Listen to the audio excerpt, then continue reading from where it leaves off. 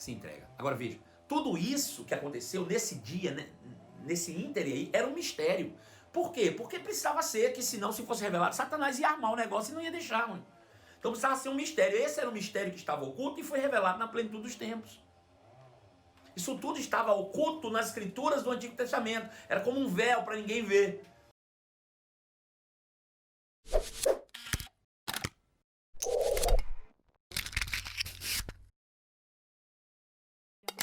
Vamos começar o nosso conteúdo exclusivo. Nesse dia 12 de junho, né, nós vamos falar sobre justificados pela fé. Ontem nós encerramos basicamente falando isso, e Jesus ele não veio de fato praticar a lei, mas ele veio cumprir aquilo que sobre ele estava escrito. Todos os aspectos cerimoniais da lei se cumpriam de certa forma em Cristo Jesus. Nós falamos sobre o aspecto do bode expiatório e do bode propiciatório, que era uma simbologia daquilo que Jesus precisava passar. Pois bem, na noite da quinta-feira, lá no Getsemane, quando ele foi tentado, quando ele foi de fato testado, né, aí, no seu caráter, como é que ele estaria, se ele estaria pronto ou não para o sacrifício. Então ele decide se levantar daquele lugar de tormenta, onde os seus poros já tinham se rompido e os seus suores caíam como gotas de sangue. Ele diz: Pai, que não seja feita a tua vontade, a minha vontade, sim a tua. Então ele se levanta lá, limpa a poeira do corpo e diz: vamos. E aí, em direção aos seus algozes, os encontrou e, traído com um beijo por meio daquele que era um dos seus companheiros, o Judas, ele foi entregue nas mãos daqueles guardas, né, enviados pelo sinédrio, pelos sacerdotes, pelos mestres da lei. Pois bem, tal qual um bode expiatório, Jesus foi levado ao sinédrio ou aos sacerdotes e sumos sacerdotes daquele ano, para que eles pudessem analisar se Jesus tinha ou não tinha pecado. Foi nessa ida entre os sacerdotes que Pedro negou Jesus 3 vezes. Eu quero que você se lembre disso. Quando Jesus foi levado à casa do sacerdote, questionaram Pedro, uma serva do sacerdote disse: Ei, você estava com ele? Ele disse: não era eu. Se cumprindo aquilo que Jesus falava outrora. E Jesus, confrontado pelos sacerdotes acerca de ter ou não ter cometido pecado, ele disse: vocês é que sabem. E não encontrando nada, levaram então para a casa do outro, que era o sumo sacerdote, e este também não tendo encontrado nada, disse: levamos ele então para Pilatos. E mais uma vez Pilatos, olhando para ele, disse: bom, esse homem, na minha opinião, não fez nada, mas vocês são judeus, que se entendam, se quiser, crucifiquem. Então expõe ele publicamente e diz: quem vocês querem que eu solte? Jesus ou Barrabás? E as multidões gritaram: Barrabás. Jesus, por sua vez, foi levado para a crucificação como cordeiro mudo, levado aos seus tosquiadores. Ele não abriu a boca. É importante você saber que Jesus não foi pego à força. Se ele quisesse, ele poderia ter escapado daquilo. Ele não saiu porque ele sabia que aquela era a sua hora. Ele estava se entregando em sacrifício. Ele estava se deixando levar para ser realmente levado ao sacrifício, para que por meio do seu sacrifício ele nos comprasse de volta para Deus, né, em uma eterna redenção. Então Jesus é levado, ele é chicoteado, ele é espancado, ele é arrancado a barba pelas mãos. Você não faz ideia do que ele sofreu no corpo ou na carne, né? Mas ainda assim Jesus não poderia morrer. Por que Jesus não poderia morrer, né? Como Jesus morreria? E esse era o grande problema que Deus carregava, porque o salário do pecado é a morte. É isso que você tem que entender. Primeira coisa, para que alguém possa morrer fisicamente, primeiro ele precisa morrer espiritualmente. Não tem como alguém morrer fisicamente antes de morrer espiritualmente. Foi assim que aconteceu com Adão, era assim que deveria acontecer com Jesus, o segundo Adão. Então veja, Adão primeiro morreu espiritualmente, depois morreu fisicamente. E essa morte física desencadeia a morte eterna. Nós já vimos isso em outras lives. Essa é a sequência da condenação humana pelo pecado. Primeiro ele morre espiritualmente, separando-se da vida de Deus. Estávamos mortos nos nossos delitos e pecados. E aí morremos fisicamente. E uma vez que morremos fisicamente, mortos espiritualmente, vamos para o inferno. Cumprir uma sentença até o dia do juízo final, onde seremos lançados no lago de fogo e enxofre. Mas ficaríamos presos no inferno, no lugar dos mortos, lá aterrorizados pela morte, até o dia de sermos jogados no lago de fogo e enxofre. Pois bem, essa era a sequência. Então Jesus não tinha como morrer fisicamente sem antes ele morrer espiritualmente.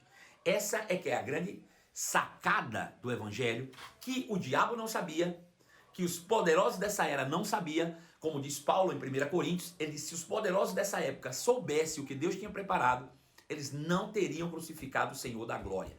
Se eles soubessem o que Deus tinha feito, eles não teriam crucificado o Senhor da glória. Por quê? Porque de certa forma tinha a ver com a crucificação. Veja que interessante. Atos capítulo 2, verso 23 diz assim: Atos capítulo 2, verso 23 diz assim: este homem lhe foi entregue por propósito determinado e pré-conhecimento de Deus, e vocês, com a ajuda de homens perversos, o mataram. O mataram de que forma? Pregando no madeiro. Como foi que mataram Jesus? Pregando no madeiro. Isso mostra que se Jesus não fosse pregado no madeiro, ele não teria sido morto. Vou ler de novo. Atos capítulo 2, verso 23 diz assim: este homem, Jesus, que lhes foi entregue por propósito, Deus tinha um propósito de entregá-los, determinado e pré-conhecimento de Deus. Deus já sabia que isso ia acontecer. E vocês, judeus, com a ajuda de homens perversos, os romanos, o mataram. Como que o mataram? Pregando numa cruz. Bom, já temos uma pista aí. Se Jesus não tinha pecado, ele não tinha como morrer fisicamente, porque se não tem pecado, ele não estava morto espiritualmente. Mas a Bíblia diz que o mataram pregando no madeiro. O que isso significa? Quem pode me dizer? Tem alguém que pode me dizer isso aí? Por que que é considerado que Jesus morreu quando o pregaram no madeiro? Quem pode me dizer? Alguém pode me dar essa resposta? Que Jesus foi morto quando pregaram no madeiro. Jesus morreu fisicamente de imediato quando pregaram no madeiro? Quem pode me responder isso? Aleluia.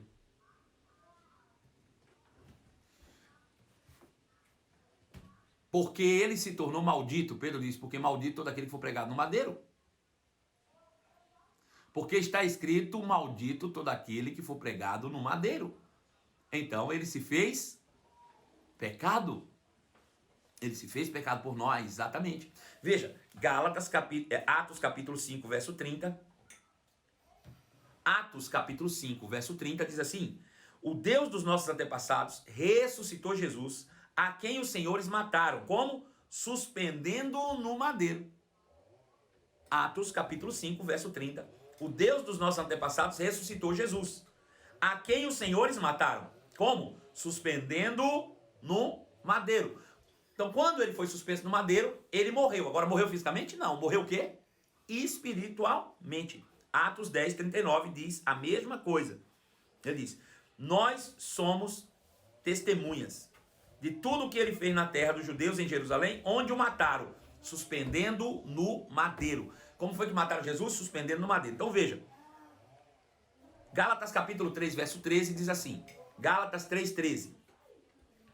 Cristo nos redimiu da maldição, fazendo-se ou tornando-se ele mesmo maldição em nosso lugar, porque está escrito, maldito todo aquele que for pendurado no madeiro. Então para aqui, nós já vimos todos os textos, agora deixa eu explicar.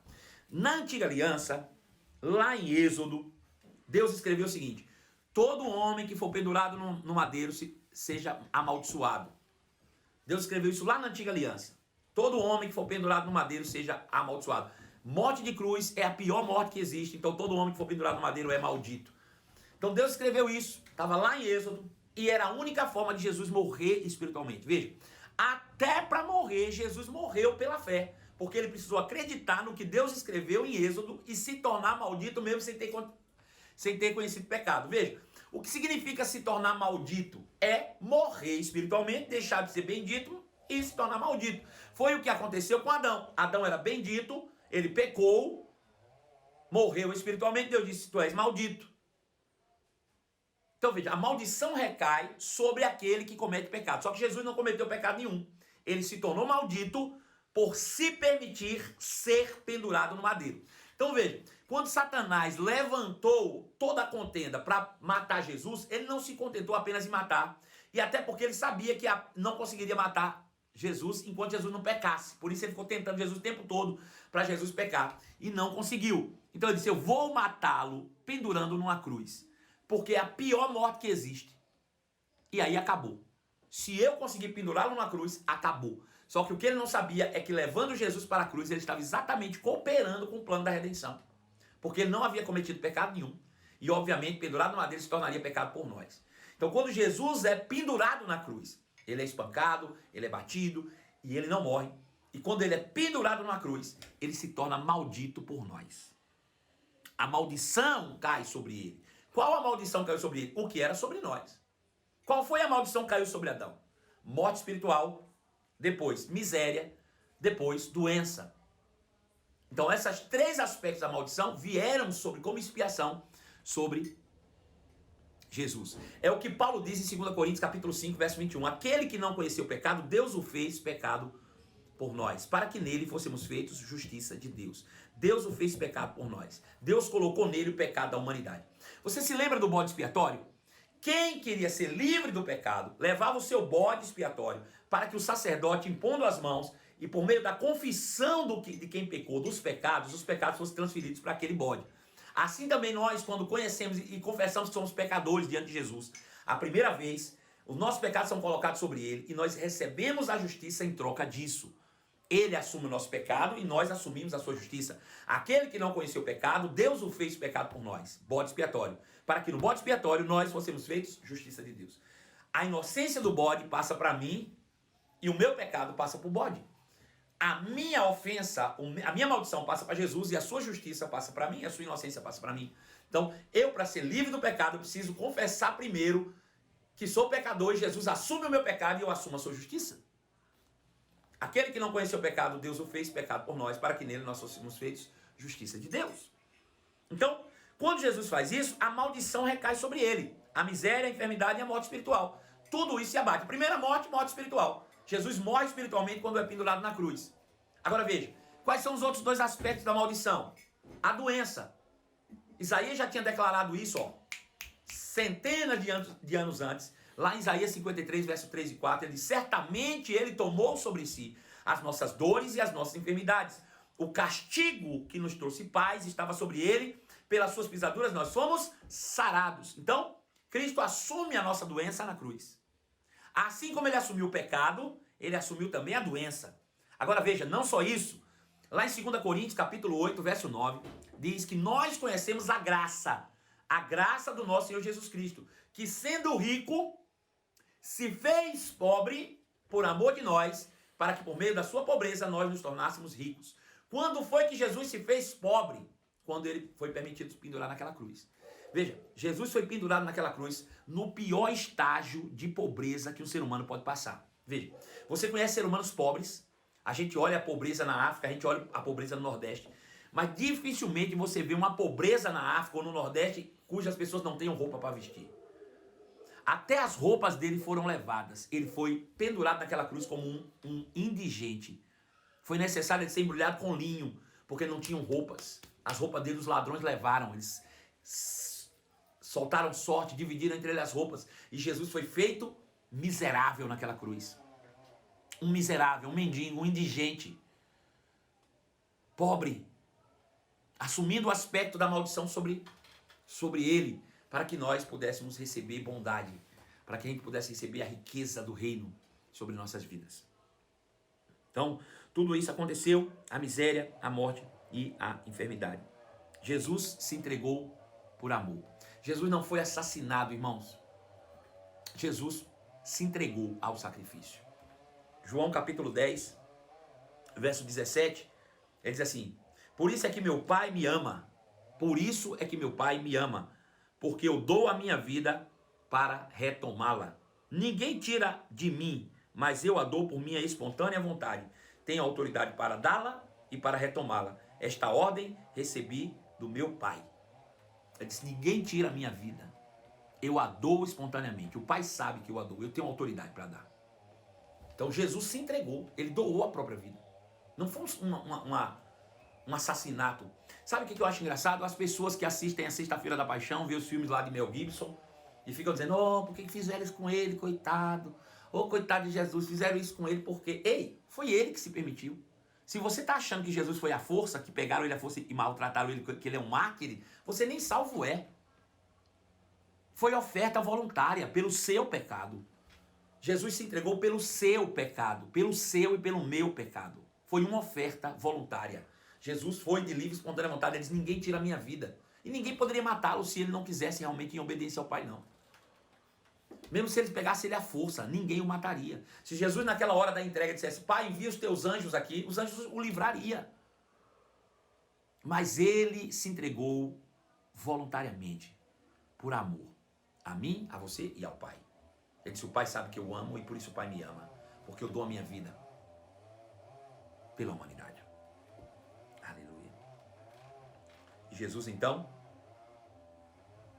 se entrega. Agora veja, tudo isso que aconteceu nesse dia, né, nesse íntere aí, era um mistério. Por quê? Porque precisava ser, que senão se fosse revelado, Satanás ia armar o negócio e não ia deixar, mano. Então precisava ser um mistério. Esse era um mistério que estava oculto e foi revelado na plenitude dos tempos. Isso tudo estava oculto nas escrituras do Antigo Testamento. Era como um véu para ninguém ver. Mas depois que Jesus veio e morreu e ressuscitou, o Espírito Santo vem e revela esse mistério a nós. É por isso que eu digo que os evangelhos, ele é uma foto. Ao passo que as cartas paulinas, como nós temos lido aqui, ela é o raio-x da redenção.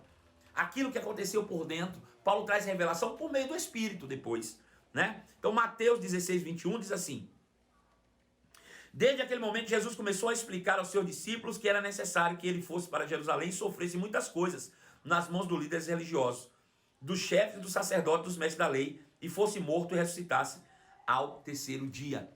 Já no finalzinho, Jesus começa a dizer para os discípulos que era necessário que ele fosse para Jerusalém, sofresse todas as coisas nas mãos de líderes religiosos, chefes, dos sacerdotes, mestres da lei, fosse morto e ressuscitado. E Pedro não queria. Pedro não entendia. Pedro disse, não, Senhor, de jeito nenhum. Não permito que tu morras. Veja que interessante. Verso 22. Então Pedro, chamando Jesus à parte, começou a repreendê-lo, dizendo, nunca, Senhor, isso nunca te acontecerá. Peraí. Se Pedro já soubesse que isso tudo tinha que acontecer para que a nova aliança fosse concretizada e uma nova criação fosse fundada, você acha que Pedro ia tentar impedir? Você acha que Pedro ia tentar impedir a morte de Jesus, sabendo que a morte de Jesus era uma resposta ao clamor da humanidade, que ao invés de ser morto, né, de uma forma deliberada, ele está sendo entregue em sacrifício. Ele disse, é necessário, eu vou porque eu quero. E Pedro, na sua ignorância, tentando impedir. Tentando impedir. E Jesus disse assim, então Jesus disse aos seus discípulos, se alguém quiser acompanhar-me, negue-se a si mesmo, tome a sua cruz. Pois quem quiser salvar a sua vida, a perderá, mas quem quiser salvar.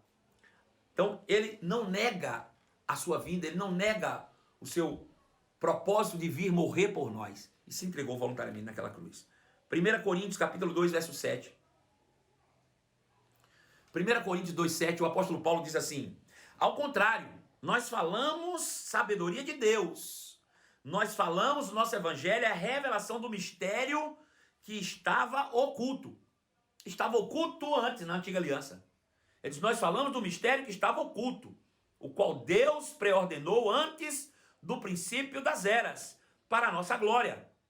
Versículo 8. Nenhum dos poderosos dessa era o entendeu, pois, se o tivesse entendido, não teriam crucificado o Senhor da glória.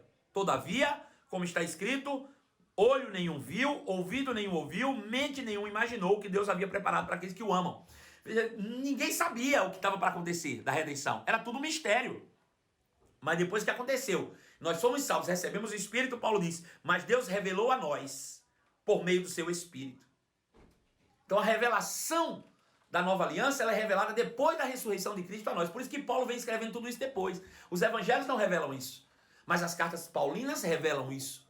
Vem tudo escrito depois, explicando consequentemente a morte de Jesus, como foi lá em Atos capítulo 2, verso 22 a 38, como nós já lemos, Pedro, né, pregando e falando como Jesus morreu e foi ao inferno. Vamos ler de novo. Atos capítulo 2, verso 22. Veja a pregação de Pedro depois da ressurreição de Cristo, como muda. Pedro disse, israelitas, ouçam essas palavras. Jesus de Nazaré foi aprovado por Deus diante de vocês, por meio de milagres, maravilhas e sinais que Deus fez entre vocês por intermédio dele, como vocês mesmos sabem. Este homem que lhe foi entregue por propósito determinado, pré-conhecimento de Deus, e vocês, com a ajuda de homens perversos, o mataram pregando numa cruz. Mas Deus o ressuscitou dos mortos, rompendo os laços da morte, porque era impossível que a morte o retivesse. A respeito dele, Davi disse, a respeito de Jesus, Davi disse, eu sempre vi o Senhor diante de mim, porque ele está à minha direita, eu não seria abalado. Por isso o meu coração está alegre e a minha língua exulta. O meu corpo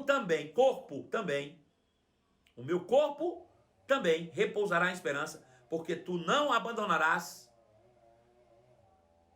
a minha alma, porque tu não me abandonarás no inferno. Não permitirá que teu santo sofra com decomposição. Tu me fizeste conhecer os caminhos da vida e me encherás de alegria na tua presença. Irmãos, quando Davi escreveu isso, eu posso dizer com toda franqueza que o patriarca Davi morreu, foi sepultado e seu túmulo está entre nós até hoje. Mas ele era profeta e sabia que Deus lhe prometera sob juramento que colocaria um dos seus descendentes em seu trono.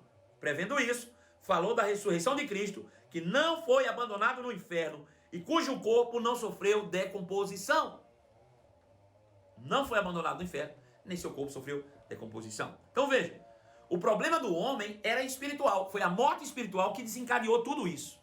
Então o problema do homem era uma morte espiritual. Por isso Cristo precisou primeiro experimentar a morte espiritual para assumir o nosso lugar totalmente.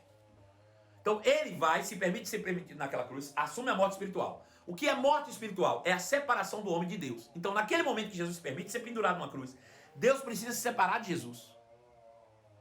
Jesus morre espiritualmente. É por isso que ele estava na noite anterior dizendo: Pai, se podes, afasta de mim esse cálice. Não era crucificação, não era chicotadas, mas a separação de Deus. Porque ele sabia que quando ele se separasse de Deus, a maldição viria sobre ele. E o seu destino final, ele sabia que seria o inferno. Então, era isso que o angustiava. Era saber que ele ia ter que pagar esse preço caro no inferno. E por esse motivo, ele sentiu na sua própria pele a dor da maldição que nos era imposta.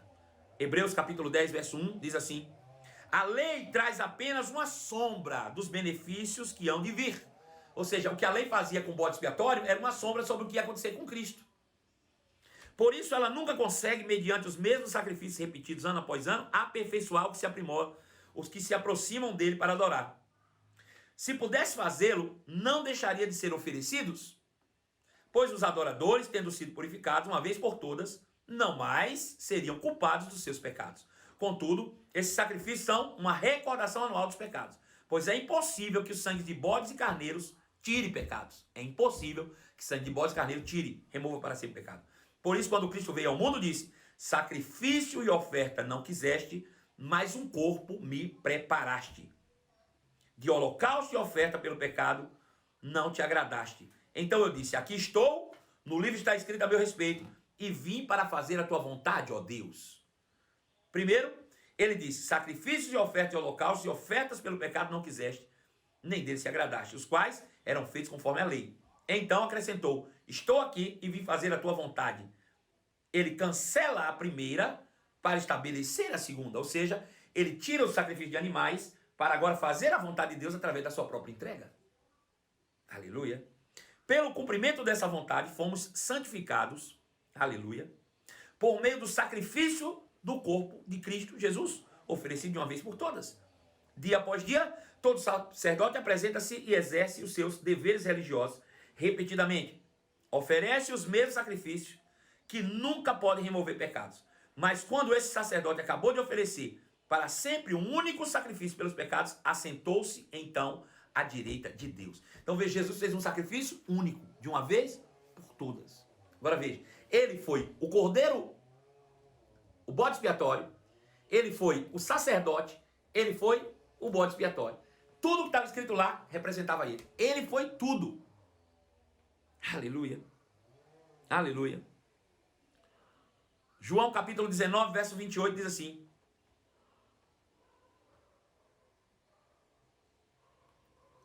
mais tarde, Jesus agora crucificado na cruz, maldito, separado de Deus, ele diz: sabendo que tudo estava concluído para que a escritura se cumprisse, Jesus disse: tenho sede.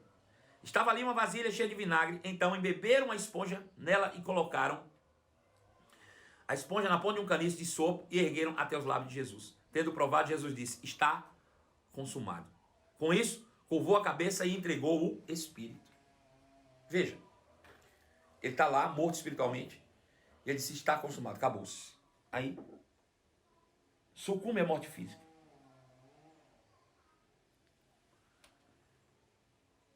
A antiga aliança estava consumada. Acabou a antiga aliança quando o último Adão morreu. Veja, olha que interessante. O que é estar consumado? Veja, Adão pecou. Sim ou não? Adão pecou. E Deus disse: no dia que você pecar, certamente morrerá. Aí Jesus vem e assume, se identifica com Adão. Ele diz, eu sou Adão. Eu sou Adão e assumo o pecado. Como é que Adão terminar a sua vida? Executado, não é? Pois Jesus se permitiu ser executado para acabar com Adão. Quando Jesus morre, é como se todos nós tivéssemos sido executados no mesmo dia. Deu para entender isso? Quando Jesus subiu naquela cruz e disse, está consumado, ele estava dizendo, o último homem, o último ser humano que nasceu de Adão, morreu comigo aqui na cruz. Acabou a primeira criação. Está consumada a primeira criação. Está consumada a primeira aliança. Acabou. Jesus simplesmente acabou. Por isso veio trevas, caiu sobre ela. Acabou a humanidade. Jesus encerrou. Ele se identifica com Adão, assume o lugar de Adão na cruz. Ele diz, morrendo Adão, todo mundo morre com ele. Porque se um por um homem entrou o pecado do mundo, por um homem também entrou a justiça. Então, Jesus, como identificado com a gente, com a humanidade, diz, eu sou um homem e morro no lugar de todos os homens. Ou seja, era como se Deus naquele dia estivesse executando toda a humanidade de uma só vez. Ele exerceu a sua justiça naquele momento. Ali ele estava executando a justiça. Agora veja, se Deus tivesse executado a justiça lá em Adão mesmo, em Adão, ele tinha exterminado a humanidade toda e teria negado o seu amor. Mas como é que ele executou a justiça em Jesus? Ele se fez homem e ele morreu por nós. Ou seja, Deus executou a justiça sobre a humanidade, não matando a humanidade, mas morrendo pela humanidade. Ele se fez homem e assumiu o nosso lugar na cruz. Na cruz. Quando Jesus morre naquela cruz e diz, está consumado, ele está se identificando com Adão e morrendo no lugar de Adão. Deus está podendo executar Adão por meio de Jesus. Então, quando Jesus é executado naquela cruz, ele diz, está consumado, toda a primeira criação é executada com ele ali. Deus realiza a sua justiça em Cristo, não matando a humanidade, mas morrendo por ela. Morrendo pela humanidade. Aleluia. Está consumado. Romanos capítulo 10, verso 4 diz, porque o fim da lei é Cristo. Ou seja, a finalidade da lei era chegar até esse momento da morte e dizer, está consumado. No dia que ele morreu ali, acabou a maldição. Exterminou-se a maldição, porque ele foi o Adão que assumiu o pecado de todos. O que Adão não fez no Éden assumindo, Jesus fez na cruz. O que Adão negou a Deus dizendo, foi a mulher que tu me deste, Jesus assumiu dizendo, seja feita a tua vontade e não a minha. Ao morrer naquela cruz, Jesus estava assumindo a execução de toda a humanidade. Deus pôde exercer justiça sobre Jesus. Agora eu te pergunto, Jesus tinha morrido espiritualmente ao ser pendurado na cruz e agora morreu fisicamente. Eu vou perguntar de novo. Jesus tinha morrido espiritualmente porque foi pendurado numa cruz e agora morreu fisicamente, dizendo, está consumado. Eu te pergunto, para onde foi o espírito dele? Quem pode me dizer? Quem pode me dizer? Quem vai me dizer aí para onde foi agora o espírito de Cristo? Marcos diz para o inferno. Pedro diz para o inferno. Para o inferno, disse Elisiane. Para o inferno, disse Vicky Dias. Para o inferno, disse Alex. Para o real, ou o inferno, disse Camila. Para as trevas, disse José Mesquita. Ana Lu Paraíso disse para o inferno. Leili Teixeira para o inferno. É exatamente isso. Ele foi cumprir os outros R$200 que lhes faltava ser pago da dívida de 600. Lembra disso? Ele foi para o inferno. Ele foi tal qual o bode expiatório. Seu corpo repousou em esperança, foi colocado no sepulcro. Seu espírito desceu ao inferno para sofrer aquilo que eu e você sofreria, ou seja, até que se de fato satisfazesse o clamor da justiça. Ele precisava sofrer, ele precisava assumir tudo isso sobre ele. Então muitos comemoram a morte de Cristo e até mesmo guardam a sexta-feira como santa, achando que quando ele disse está consumado, tudo tinha acabado. Mas na verdade ali era o início das dores, era o início do seu sofrimento. Foi exatamente no dia da ressurreição, domingo pela manhã, que inaugurou um novo tempo, uma nova criação. Jesus, ao morrer na sexta-feira, ele disse, está consumada a primeira criação, mas ao ressuscitar no terceiro dia, ele está criando uma nova criação. Ele ressuscitou para uma nova criação. Ele começou como o primeiro Adão de novo, aleluia, de uma nova criação. Ele é a nova semente da humanidade. Não de uma semente corruptível, perecível, que possa morrer, mas de uma semente incorruptível, que a morte já não tem poder sobre ele, ele venceu a morte, o pecado já não o domina mais, ele já passou desse nível, ele criou uma nova criação, e a partir dele de um poder indestrutível da morte para mim e para você, e todo aquele que crê no nome de Jesus, e todo aquele que crê no sacrifício de Jesus, declara que ele é o Cristo, recebe poder para ser feito como ele é, parte de uma nova criação. Por isso Paulo diz, aquele que está em Cristo faz parte de uma nova criação. Adão na vida dele já passou, as coisas velhas já passaram, a morte espiritual foi embora, a doença já não existe mais, a miséria já não existe mais, agora tudo se fez novo, a realidade agora é outra, é uma nova criação em Cristo Jesus. Aquilo que ele é, nós somos. Aleluia, aleluia. Então Jesus, ao ressuscitar, foi o primeiro a ressuscitar espiritualmente, tornando-se ele mesmo o primeiro ser da nova criação.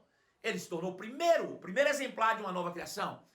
Veja, Jesus foi o primeiro a ressuscitar da morte. A Bíblia diz que ele é o primogênito de toda a criação. Veja, Atos capítulo 2, verso 32. Deus ressuscitou este Jesus e todos nós somos testemunhas desse fato.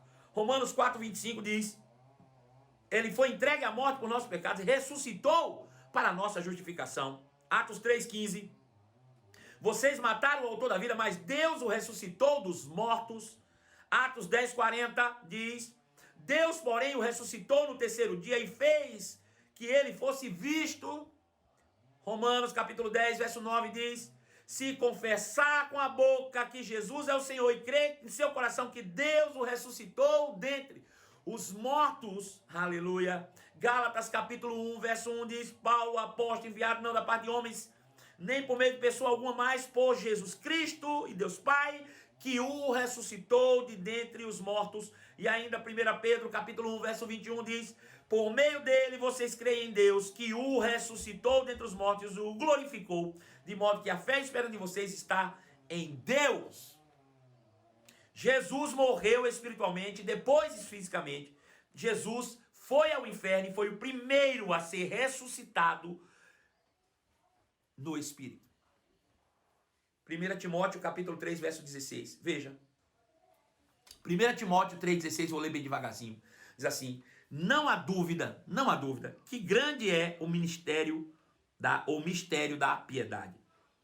Foi Deus manifesto em corpo, primeiro, Deus se manifestou em corpo, morreu, foi ao inferno, e ele diz, e foi justificado no Espírito. Deus foi manifesto no corpo, Deus foi justificado no Espírito. Presta atenção no que está dizendo aqui. Veja o que Paulo está dizendo. Deus foi manifesto num corpo, justificado no Espírito. O que é que significa ser justificado no Espírito? Quem pode me responder isso? O que significa ser justificado no Espírito? Quem pode me responder isso, por favor? O que significa ser justificado no Espírito? Eu estou falando de 1 Timóteo capítulo 3, verso 16. 1 Timóteo 3, 16. Não há dúvida que grande é o mistério da piedade, pois Deus foi manifestado em corpo, ou em carne, justificado no Espírito. Quem pode me dizer o que significa justificado no Espírito? Estou esperando respostas. Está todo mundo pensando.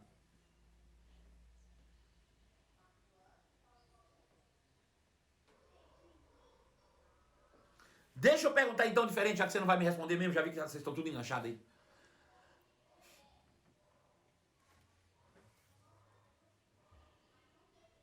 Não, tem nada de inspirado por Deus não. Vê só, vem aqui, vê. Alguém que é justo pode ser justificado? Alguém que é justo pode ser justificado? O que é ser justificado? É torná-lo?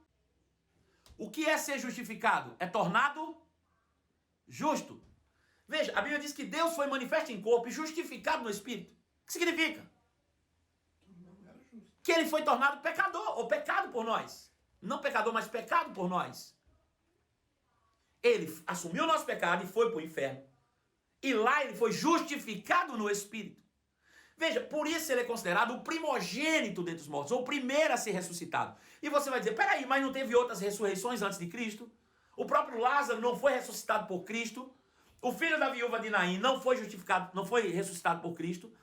A filha de Jairo não foi ressuscitada por Cristo, foi. Mas eles não foram justificados no espírito, eles foram ressuscitados no corpo. Jesus, ao contrário, morreu espiritualmente e foi ressuscitado no espírito, ou ele foi justificado no espírito. Por isso não morre mais. Ou seja, onde estaria hoje Lázaro, por exemplo, congregando? O que aconteceu com Lázaro? Lázaro morreu. Ele morreu uma vez, Jesus ressuscitou e depois ele morreu de novo. Agora Jesus não. Jesus foi ressuscitado, justificado em espírito. A morte já não tem poder sobre ele. Aleluia. Então veja, ele foi o primeiro a ser ressuscitado nessa categoria. O primeiro a vencer a morte. Ninguém venceu a morte. A morte espiritual ninguém havia vencido ainda. Jesus venceu a morte espiritual. Ele foi justificado no espírito. Depois foi visto pelos anjos. Pregado entre as nações. Crido no mundo. Recebido na glória. Veja o trajeto que ele faz. Ele é manifesto em corpo, vai ao inferno, é justificado em espírito, ressuscita, é visto pelos anjos, toma seu corpo, pregado entre os homens, levado para a glória. Aleluia! Louvado seja o nome de Jesus. Atos 26, 22, 23 diz: mas tenho contado com a ajuda de Deus até o dia de hoje, e por este motivo estou aqui e dou testemunho, tanto a gente simples como a gente importante. Não estou dizendo nada além do que os profetas e Moisés já disseram que havia de acontecer, que o Cristo haveria de sofrer e, sendo o primeiro a ressuscitar dentre os mortos, proclamaria luz para o seu próprio povo e para os gentios. Veja, ele diz com todas as letras, e sendo o primeiro a ressuscitar dentre os mortos. Ninguém ressuscitou dentre os mortos antes de Jesus. Por que ninguém se os outros ressuscitaram? Porque Jesus foi ressurreto no Espírito primeiro. Justificado no Espírito. E ele só pôde ser ressuscitado no Espírito porque ele estava morto espiritualmente. E se ele estava morto espiritualmente, ele carregou sobre si o pecado da humanidade. Aleluia. Colossenses capítulo 1, verso 18 diz: ele, Jesus, é o cabeça do corpo, que é a igreja, é o princípio e o primogênito dentre os mortos, para que tudo e em tudo ele tenha supremacia. Ele é o primeiro a ressuscitar. Romanos capítulo 8, verso 29. Pois aquele que de antemão conheceu também os predestinou para serem conforme a imagem do seu filho, a fim de que ele seja o primogênito dentre muitos irmãos. Isso já mostra que ao se ressuscitar ele era o primeiro, mas não foi o único. Por quê? Porque depois dele eu e você cremos em Cristo e fomos ressurretos no Espírito. A morte já não tem poder sobre nosso espírito mais. A morte já não tem poder, porque ele agora é o primogênito dentre os mortos, o primeiro a ressuscitar espiritualmente. Mas na sequência, todos nós a quem cremos que Deus o ressuscitou dentre os mortos, recebemos poder de sermos ressurretos com ele e nos tornarmos como ele é, ou seja, filhos de Deus. Aleluia! Assim sendo, podemos afirmar que a ressurreição de Cristo Jesus foi espiritual, pois antes dela outros foram ressuscitados fisicamente pelos profetas e pelo próprio Jesus. Qual é a base legal da redenção? Ela foi executada sobre dois aspectos. Primeiro, da identificação. Para que tudo isso acontecesse, Jesus precisou se identificar com a humanidade. E essa identificação, irmão, veio de uma maneira perene. Veja, Jesus podia muito bem, como Deus, ter descido do céu com 30 anos de idade, montado num cavalo branco, arrumado um corpo qualquer e resolvido o problema. Mas ele precisava se identificar com a humanidade. Ou seja, desde o seu nascimento, ele precisou nascer como um ser humano normal. Aleluia. Ele se identificou com a humanidade. Teve início no seu nascimento. Ele teve um nascimento natural, ele nasceu como um bebê. Dependente de mãe e de pai, foi obediente aos seus pais, nunca desobedeceu, nunca pecou. Aleluia. Cresceu sem pecado. Aos 30 anos encontrou João Batista e disse... João Batista estava lá batizando a humanidade, ou seres humanos, para arrependimento de pecado. Ele disse, pois bem, aí Jesus aos 30 anos chega para João Batista e diz, João Batista me batiza. Ele diz, cara, você não tem pecado, para que eu vou batizar? Era eu que devia ser batizado por você. Ele disse, não. Por enquanto, você precisa me batizar para que se cumpra o que está escrito. Eu preciso me identificar com eles. E ele se permite ser batizado. Aleluia. Ele nunca cometeu pecado, mas identificou-se conosco na nossa condição. Marcos capítulo 1, verso 4 diz: assim surgiu João Batista batizando no deserto, pregando batismo de arrependimento para o perdão dos pecados. A ele vinha toda a região da Judéia e todo o povo de Jerusalém, confessando seus pecados, e eram batizados por ele no Rio Jordão. João vestia roupas feitas de pelo de carneiro e usava um cinto de couro, comia gafanhotos e mel silvestre. Na verdade, alfarrobas. E esta era a sua mensagem: depois de mim vem alguém mais poderoso do que eu, tanto que não sou digno nem de curvar e desatar-lhe as sandálias. Então Jesus veio e foi batizado.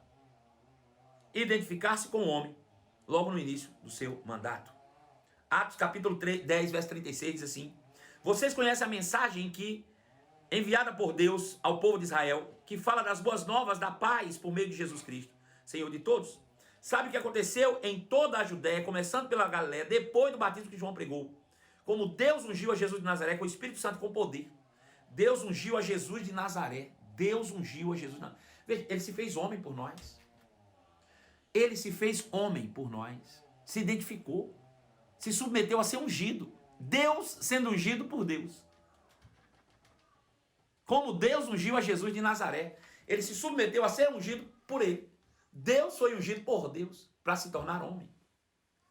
Se identificando com cada um de nós, com a nossa humanidade.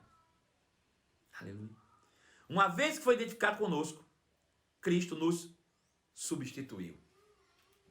2 Coríntios, capítulo 5, verso 14, diz assim: pois o amor de Cristo nos constrange, porque estamos convencidos de que ele morreu por todos.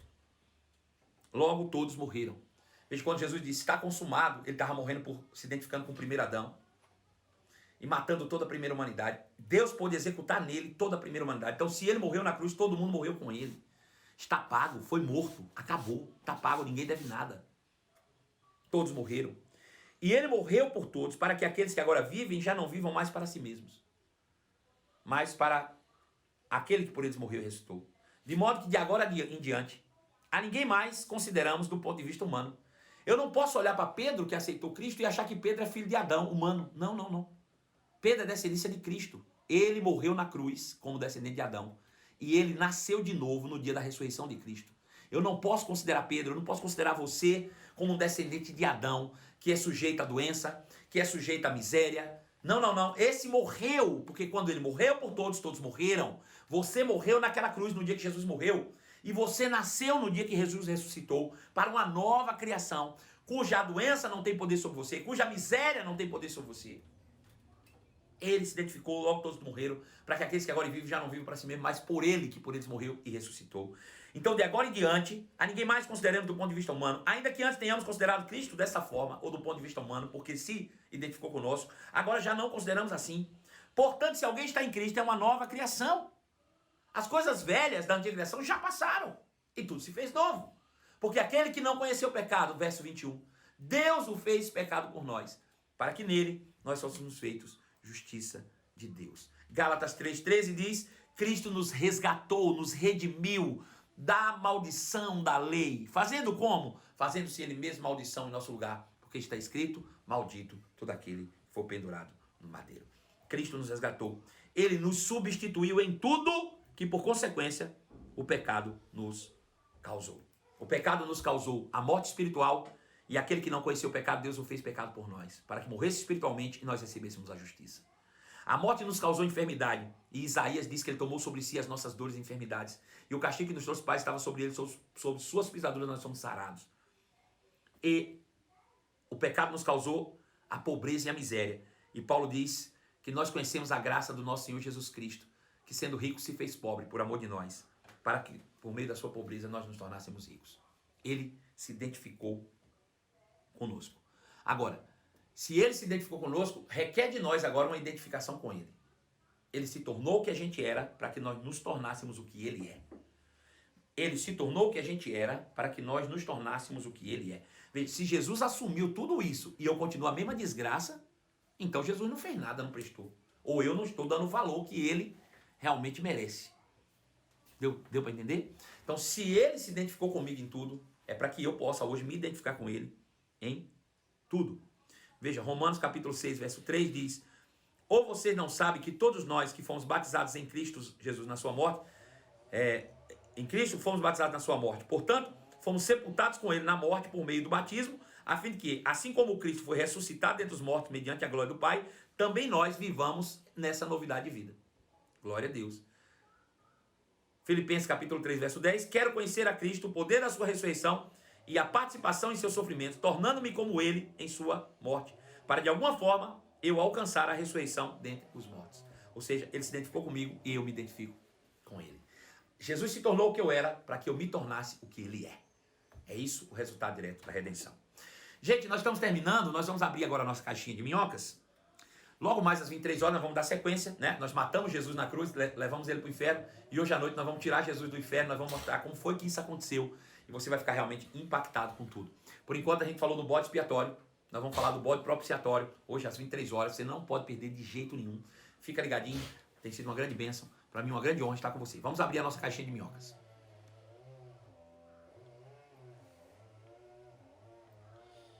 Mas não conhecem a palavra de Deus, pela ignorância, quando morrem, serão perdoados. Se ele aceitou a Cristo e nasceu de novo, ele já foi perdoado em Cristo e ele vai viver para sempre. Se ele não ouviu Cristo, ele não vai nascer de novo e ele vai para o inferno. Pastor, mas é injusto, então vai pregar a palavra. Porque lá em 2 Coríntios capítulo 5, diz assim: aquele que está em Cristo é uma nova criação. As coisas velhas se passaram, tudo se fez novo. 18 diz, 5,17 diz isso, 5,18 diz: tudo isso provém de Deus, que reconciliou consigo o mundo. Vou abrir para você ver. 18. Tudo isso provém de Deus, que nos reconciliou consigo mesmo por meio de Cristo e nos deu o ministério da reconciliação. Ou seja, que Deus em Cristo estava reconciliando consigo o mundo, não levando em conta os pecados dos homens, e nos confiou a mensagem da reconciliação. Portanto, somos nós hoje os embaixadores de Cristo. É como se Deus estivesse fazendo o seu apelo por nosso intermédio, dizendo: por amor a Cristo, nos suplicamos, reconcilie-se com Deus. Veja, Deus já não leva em consideração nenhum pecado do mundo. Qualquer um que está no mundo, Deus esquece o seu pecado e ele pode vir a Deus e se aproximar de Deus. Mas para isso ele precisa saber que Jesus pagou o preço. Quem é que vai dizer para o mundo? Eu e você. Se eu e você não dissermos isso para o mundo vai para o inferno mesmo estando salvo legalmente. Agora, de quem é a culpa? É de Deus? Não, é minha e sua que não pregou o evangelho. Então, se prepare para você pregar para aquele seu parente, seu amigo que ainda não aceitou Jesus, dizendo: ei, Deus não está mais com raiva de você. O problema é que a gente quer pregar para os outros, condenando os outros com o pecado, quando Deus já perdoou o pecado de todo mundo. Você precisa parar de pecar, senão você vai para o inferno. Não, ele vai para o inferno, não é porque ele está pecando, ele vai para o inferno porque você não pregou Jesus para ele. Se vocês pregarem Jesus para ele, vocês vão entender que Deus já os perdoou desses pecados todos aí. Ele só precisa se aproximar de Deus por meio de Cristo. Então cabe a nós pregar. Essa história de que eles estão na ignorância porque você está com preguiça de pregar o evangelho. Né? Então, o sangue desses homens que vão para o inferno está nas mãos dos crentes. Pode ter certeza disso. Porque a nós foi confiado. Agora, se você pregar e eles não quiserem aceitar, problema deles. Agora, se eles disserem: olha, eu estive do lado dele a vida inteira, ele nunca me falou de Jesus, e foi para o inferno, a culpa é sua. Próxima pergunta.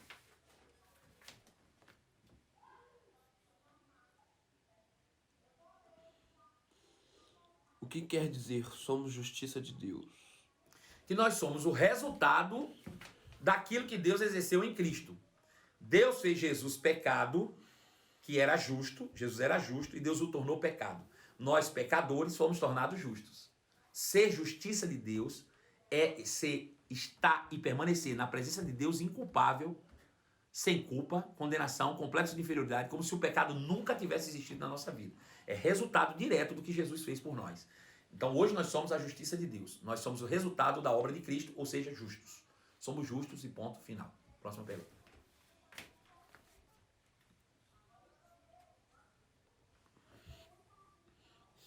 Quem aceitou Jesus e não tem certeza da salvação, não vai salvo? Isso é não ter fé? Bom, vamos ver. Romanos capítulo 9, Romanos 10, 9. Diz assim, falando sobre aceitar Jesus. Está falando que o cara aceitou Jesus, mas não tem certeza da salvação, não é isso? Veja, ele diz assim: se confessar com a tua boca que Jesus é o Senhor e crer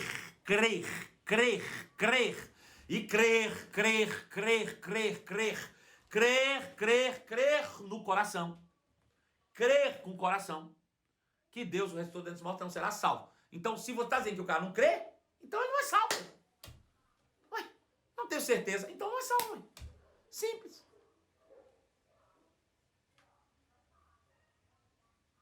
Para ser salvo, precisa primeiro crer e depois confessa. Ele diz assim: você tem que confessar Jesus crendo com o coração. Ou seja, primeiro eu creio, depois confesso. Confesse Jesus crendo com o coração que Deus ressuscitou dentre os mortos. Então será salvo. Primeiro eu creio, depois confesso. Se eu não creio, eu posso até falar, mas não é confissão. Eu não estou crendo. Aí não é salvo. Só é salvo quem crê. Próxima pergunta.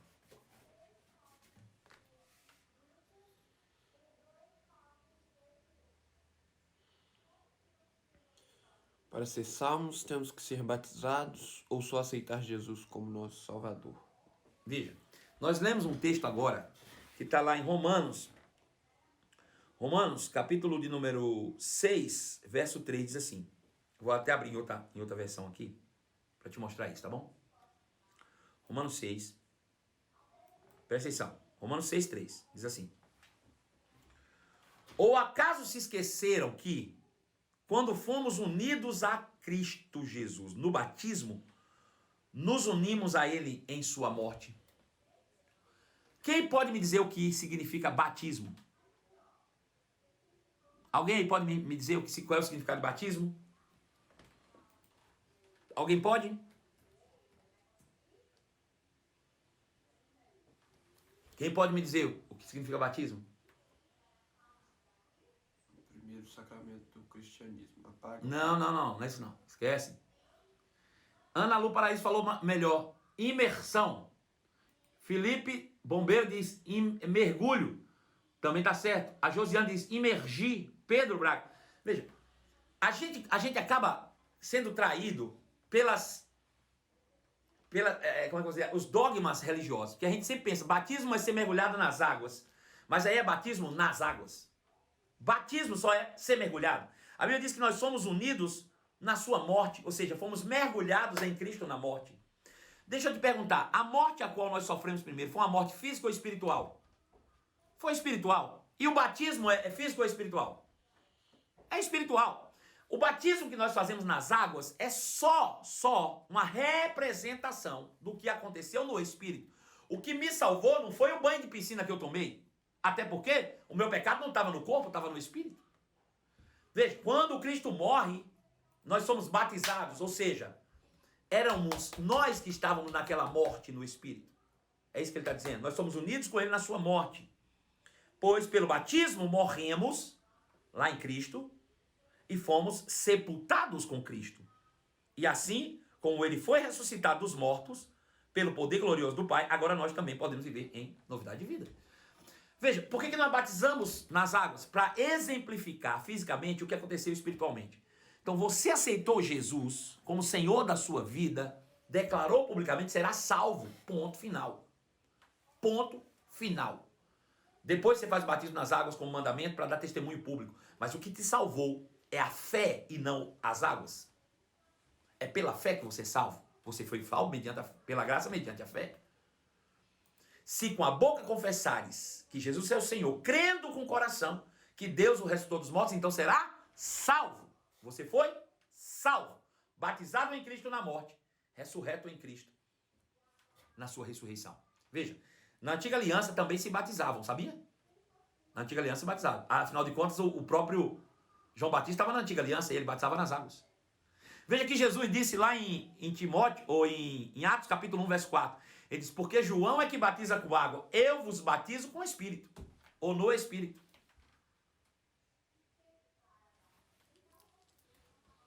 Bom, chegamos no final de mais uma live incrível. Hoje às 23 horas nós temos a continuação. Você não pode perder. Para mim vai ser uma grande honra estar com você mais uma vez. Quero deixar aqui o meu agradecimento especial, um beijo no seu coração e até logo mais em nome de Jesus.